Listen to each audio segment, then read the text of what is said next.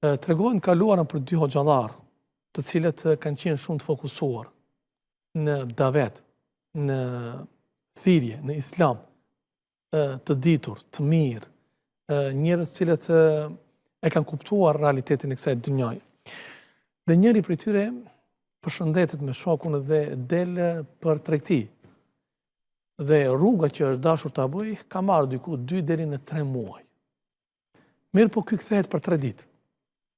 Momentin që kthehet dhe takon shokun e tij, habitet shoku dhe i thot: "Pse kaq shpejt u ktheve? Kur ne e dim se sa duhesh të ti të qëndrosh." Tha: "E kishim keq kuptuar në dunja. Gabim ne kishim marrë punën e dunjas. Ne kishte mashtruar neve tha dunjaja." "Pse vëlla?" Tha: "Duke udhëtuar, u ndala të pushoj dikund, në vendin ku u ndala të pushoj, rastësisht tha, pash një zog lënduar, që e kishte të pamundshme fluturimin. Dhe unë mendova se në çdo moment ai duhet të ngordh, sepse nuk kishte mundësi të lëviz, por ishte i gjallë. Dhe derisa unë mendoja që ai duhet të ngordh, çfarë për të pa? Një mësim madhështor tha nga dunjaja, që më la gojën hapur. Dhe më dha mësimin më të madh të dunjas. Tha zogu tjetër, tha, i fortë dhe i fuqishëm, me ushqimin në gojë, tha, erdhi dhe ja solli ushqimin të lënduarit, e mori ushqimin, tha, dhe filloi tha ta merr veten. Dhe unë i thash vetes time, kur Allahu xhelle xhelalu këtë zog këtu nuk e ka harruar, pse ka për të më harruar mua? Që unë vrapoj pas për ta madhëruar Zotin dhe punoj që mos të më mashtroj dunjaja.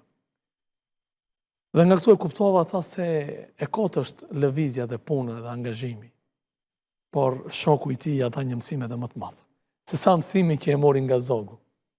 E ky mësim është përgjigje e pyetjes tënde, Allah. Tha vllau im, po pse ti tha në rastin e parë u përcaktove dhe vendose që ti je zogu i plagosur?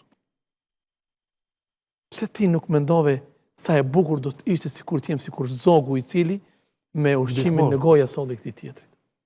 Besimtari vëlla duhet të punoj, duhet të angazhohet. Besimtari duhet të jetë aktiv, nga se dora që jep është më e dashur tek Zoti se sa dora që merr. Besimtari i fuqishëm është më i dashur tek Zoti se sa besimtari i dobët. Por kret ajo për cilën folëm ne ishte diçka tjetër. Çfarë? Mos të mashtrohemi vetëm pas kësaj dunjaje. Sa Allahu xhelle shanu në surën Al-Bekare thot, ka nga njerëzit të cilët ja kërkojnë të mirat e kësaj dunjaje duke harruar ahiretin, duke lënë pas çështjen e ahiretit. Këtu ishte tema jo.